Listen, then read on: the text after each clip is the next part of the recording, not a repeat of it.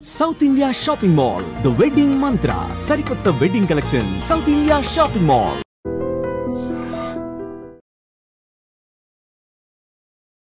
నమస్కారం, welcome to I dream. ధర్మ మార్గం విత్ విజిత కార్యక్రమానికి స్వాగతం.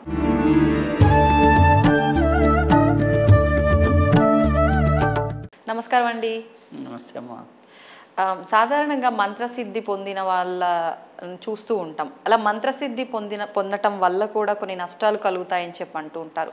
అంటే అలా సిద్ధి పొందటం వల్ల మంచి జరుగుతుంది, వాళ్ళు అంటే ఎక్కువగా సాధన చేశారు కాబట్టి అనటమే కానీ నష్టాలు ఏం జరుగుతాయండి వాళ్ళకి? నిజంగా అలా నష్టాలు జరుగుతాయా? మంత్రం చేస్తే చాలా అద్భుతాలు జరుగుతాయి, అది నిజం. ఎవరైతే మంత్ర సాధన చేస్తుంటారో ఆ దేవత అనుగ్రహం పొందుతారు. ఆ దేవత అనుగ్రహం పొందటం వల్ల ఆటోమేటిక్గా ఆ ఎనర్జీతో యాక్సెస్ వస్తుంది. ఆ దేవతకి ఉన్నటువంటి ఏవైతే పోర్ట్ఫోలియోస్ ఉన్నాయో, ఏవైతే శక్తులు ఉన్నాయో వాటిని ఆటోమేటిక్గా సిద్ధింపజేసుకుంటారు. ఇప్పుడు ఫర్ ఎగ్జాంపుల్ ఒకరు హ్యాపీగా సాధన చేశారు, గణపతి విఘ్నాలు వారి జీవితంలో నుంచి వెళ్ళిపోతాయి. దానివల్ల వాళ్ళకి రావాల్సినవన్నీ సరిగ్గా దక్కుతుంది. ఏ దేవత అయినా చివరికి ఇచ్చేది, పరమావధి ఇచ్చేది మోక్ష సాధనే. ఆటోమేటిక్గా ఇది గుర్తుపెట్టుకోవాలి. ఇంకా చేయగా చేయగా చేయగా చేయగా అది వస్తుంది. కాబట్టి మనం ఏ మంత్రం చేయాలి, ఏ మంత్రం చేయకూడదు అనే విచక్షణ, ఆ జ్ఞానము తెలియకపోవటం వల్ల కొన్ని అనర్థాలు జరుగుతాయి. ఇప్పుడు ఫర్ ఎగ్జాంపుల్ ఉంది, మీకు అంటే కొన్ని ఎగ్జాంపుల్స్ చెప్తాను. ఇప్పుడు మొన్న ఒకరికి హ్యాపీగా ఒక మంచి పెళ్లి సంబంధం సెట్ అయింది. పెళ్ళి అయింది, హ్యాపీగా జరుగుతూ ఉంది. మధ్యలో ఎవరో ఆ అమ్మాయికి సంబంధించిన వాళ్ళు రిలేటివ్స్, అబ్బాయి కొద్దిగా ఇగోగా ఉన్నాడు, మీరు అబ్బాయిని కంట్రోల్ చేయాలి అమ్మాయి అనేది చెబితే ఎవరో చెప్పారంట, ఒక అమ్మవారి హోమం చేయించండి పర్వాలేదనేసి. ఈ అమ్మవారి హోమం చేయించగానే ఈ అమ్మాయికి ఉగ్ర రూపం వచ్చింది. అంటే అప్పటి వరకు భార్యాభర్తలు పెళ్ళైన టైంలో ఎలా ఉంటారో, ఒక హ్యాపీగా భార్యని చూస్తే ఒక అట్రాక్షన్గా, భర్తను చూస్తే ఒక ఆకర్షణగా ఉంటారు. అలాంటి సిచ్యువేషన్ కాస్త పోయి ఈమెకి ఏమైపోయింది, తీసుకెళ్ళి ఒక ఉగ్ర దేవత హోమం చేయటం వల్ల ఆ ఉగ్ర స్వరూపాలు, ఉగ్ర లక్షణాలు వస్తాయి. అంటే పూజ చేసినంత మాత్రం వస్తాయి, ఆ లక్షణాలు వస్తాయి.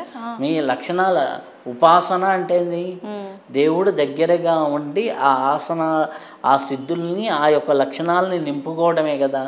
ఆటోమేటిక్గా ఆ ఉగ్ర రూపం అనేది అమ్మాయికి వచ్చింది. ఈ ఉగ్ర రూపంతో బిహేవ్ చేస్తూ ఉంటే ఆ అబ్బాయి ఎక్కడో భయపడి ఆ అమ్మాయి నాకు వద్దు అనే స్థితికి వచ్చింది. ఇప్పుడు గైడ్ చేసిన వాళ్ళకి తెలియాలి. ఏం వ్రతం ఆవిడ చేసింది అంటే కాళీ అమ్మవారికి సంబంధించిన హోమాలు చేశారు. చేసి మా భర్త నా మాట వినాలి అనే ఇంటెన్షన్ అన్నమాట. ఈ అమ్మాయి నా భర్త నా మాట వినాలి అనేది అన్నమాట. ఎక్కడ ఇది చేయాలి అంటే, ఎవరైనా ఒక హస్బెండ్ బయట ఏదో వ్యసనాలకు లోనయ్యో, వేరే అనవసరమైన రిలేషన్లోకి ఉండి ఈ అమ్మాయి కంట్రోల్లో లేకుండా వెళ్ళినప్పుడు, ఈ అమ్మాయిని చూస్తే కొద్దిగా మరి ఈ అమ్మాయి మెత్తగా ఉందిరా బాబు, కొద్దిగా ఈ అమ్మాయిని చూస్తే వాడు భయపడేటట్టుగా ఉండాలి అనుకున్నప్పుడు అప్పుడు చేయవలసినటువంటి ఇది అన్నమాట. సాధారణంగా భార్యాభర్తలు అన్యోన్యతను పెంచడానికి ఏ రాధాదేవి అమ్మవారినో, ఏ లలిత అమ్మవారినో ఇట్లాంటిది చేసుకొని లలితా శాసనం చేసుకోవడం, ఇవన్నీ సాత్వికమైనవి. ఇవి చేసుకుంటూ ఉంటే వీళ్ళల్లో ఒక కళ పెరుగుతుంది, ఒక తేజస్సు పెరుగుతుంది, చూడంగానే ఒక ఆకర్షణ ఉంటుంది. ఇటువంటిది చేయాలి.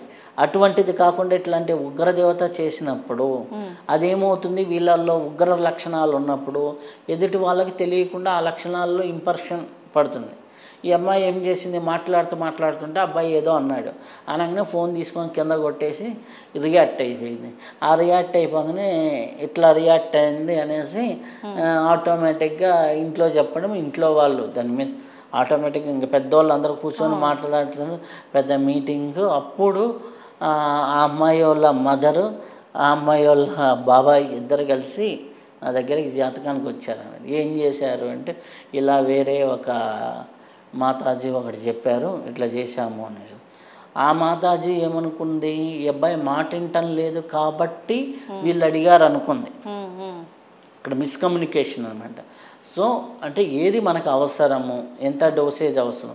ఇప్పుడు మీకు చిన్నపిల్లవాడు ఉన్నాడు, వాడు డోలో 650 వేసామనుకోండి, వాడికి ఇబ్బంది. దాంట్లో హాఫే వేయాలి చిన్నపిల్లోడికి అన్నప్పుడు డోస్ ఎక్కువైపోతుంది. ఆ డోసేజ్ ఎంత ఇవ్వాలి అనేది తెలియకుండా సాధన చేయటం వల్ల ఒకవేళ అవి యాక్టివేట్ అయితే ఉంటుంది. ఇంకొక భయంకరమైన నిజం చెప్తాను. ఒక 3 years బ్యాక్ నా దగ్గరికి ఒకరు వచ్చారు. వారికి ఒక గురువు గారు కాళికా అమ్మవారి మంత్రమే ఇచ్చారు. ఇస్తే ఆమె బాగా చేసింది. రోజుకి 2-3 గంటలు 3-4 గంటలు అట్లా చేసి ఒక 5-6 ఏళ్ళుగా బాగా చేసింది.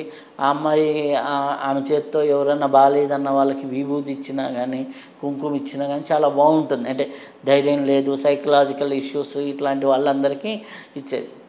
అయితే వాళ్ళ ఒక్కడే ఒక కొడుకు ఆమెకి. వాళ్ళ ఫాదర్ని ఏదో టక్మని అంటారు కదా మామూలుగా, ఏదో మాట జారి అన్నాడు. ఆమె ఫ్లోలో రోడ్డు మీద పడి కుక్క చావు చేస్తావరా అంది. అంటే మామూలుగా ఓరల్గా తిట్టేసింది. ఆఫ్టర్ 40 minutesలో లారీ కొట్టేసి అబ్బాయి స్పాట్ డెడ్. అదేంటండి అంత పవర్ ఉందా మాటకి? ఆమె మంత్రసిద్ధి, మంచి వాక్సిద్ధిని సంపాదించుకుంది సాధన చేసి చేసి చేసి. యూనివర్సిటీ దాన్ని యాక్సెప్ట్ చేసి ఇవ్వాలి కదా.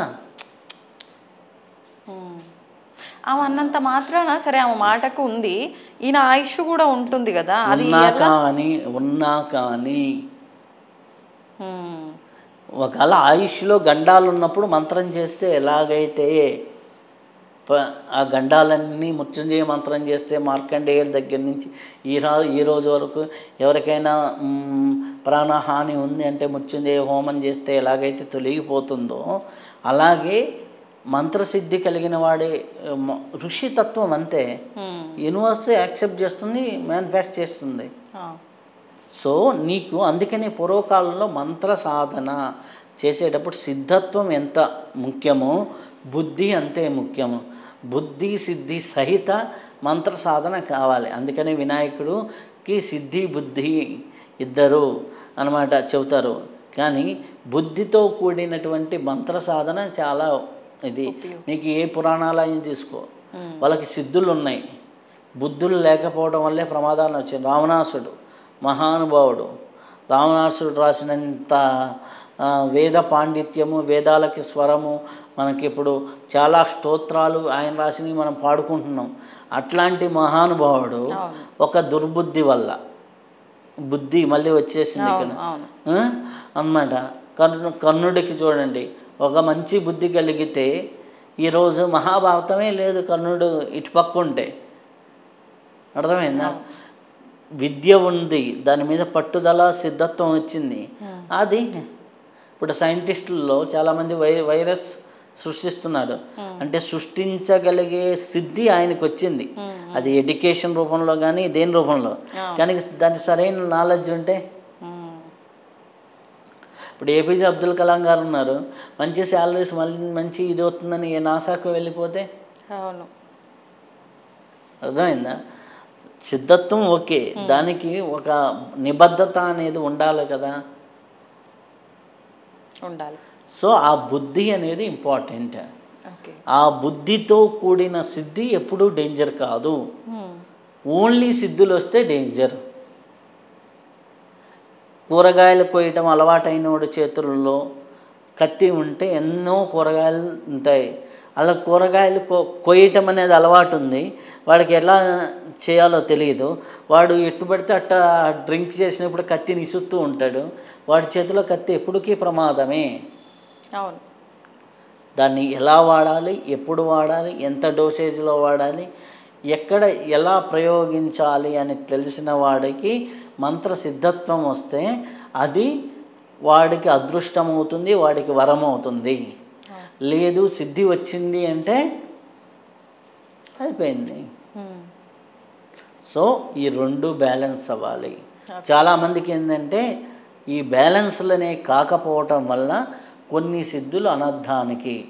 ఇప్పుడు నాకు ప్రాక్టికల్గా ఇంకొక ఎగ్జాంపుల్ చెప్తాను. ఒక అమ్మాయి ఉంది,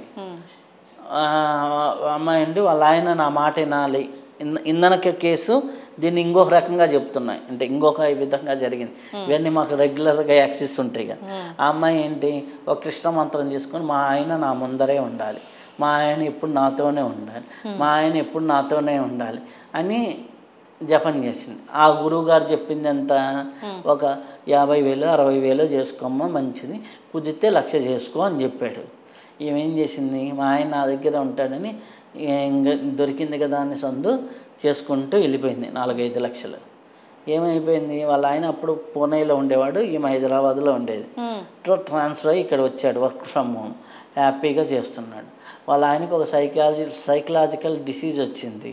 ఆ డిసీజ్ ఏంటంటే ఈమె ఎక్కడికి వెళ్ళినా ఆవిడనికే కొంగు పట్టుకొని తిరుగుతుంటాడు. అయ్యో, అంటే సైకలాజికల్గా ఇన్ఫీరియారిటీ వచ్చింది. అది దేవత వల్ల కాదు, ఆల్రెడీ ఆయనకు ఉండొచ్చు, అది అక్కడ బయటకు వచ్చింది. ఓకే, అక్కడ ఏమైంది, ఉండాలి కోరిక కరెక్టే, ఎంతలో ఉండాలి, లిమిట్స్ చూసుకోవాలి. ఏ స్థాయికి వెళ్ళిపోయిందంటే ఈమె స్నానానికి వెళ్ళినా కానీ ఓ నువ్వు ఇంతసేపు నన్ను వదిలేసి వెళ్ళిపోతావా